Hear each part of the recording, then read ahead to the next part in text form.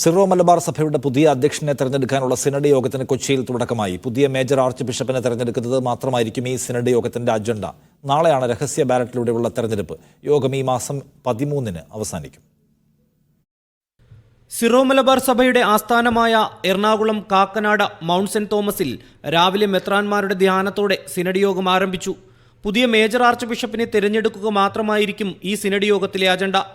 എറണാകുളം അങ്കമാലി അതിരൂപതയിലെ കുർബാന തർക്കങ്ങൾ ഉൾപ്പെടെയുള്ള സഭയിലെ മറ്റു പ്രശ്നങ്ങൾ ചർച്ച ചെയ്യുന്നത് പുതിയ അധ്യക്ഷൻ ചുമതലയേറ്റതിനു ശേഷമുള്ള സിനഡ് യോഗത്തിലായിരിക്കും.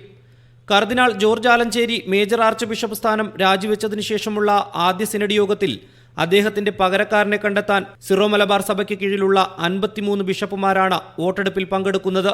രഹസ്യ ബാലറ്റിലൂടെയായിരിക്കും തെരഞ്ഞെടുപ്പ്. സിനഡിന്റെ 2ാം ദിവസമായ നാളെയായിരിക്കും വോട്ടെടുപ്പ് നടക്കുന്നത്. 3-1 വോട്ട് നേടുന്നയാളെ തെരഞ്ഞെടുക്കുമെങ്കിലും സിനഡ് അവസാനിക്കുന്നതിനു മുമ്പായി വത്തിക്കാനിലും സഭാ ആസ്ഥാനത്തും ഒരുമിച്ചായിരിക്കും പ്രഖ്യാപനമുണ്ടാവുക. പാലാ ബിഷപ്പ് ജോസഫ് കല്ലറങ്ങാട്ട്, തൃശൂർ ബിഷപ്പ് ആൻഡ്രൂസ് താഴത്ത്, സിറോ മലബാർ സഭ അഡ്മിനിസ്ട്രേറ്റർ സെബാസ്റ്റ്യൻ വാണിയപ്പുരയ്ക്കൽ, തലശ്ശേരി ബിഷപ്പ് തോമസ് പാപ്ലാനി എന്നിവർക്കാണ് സാധ്യത കൂടുതൽ.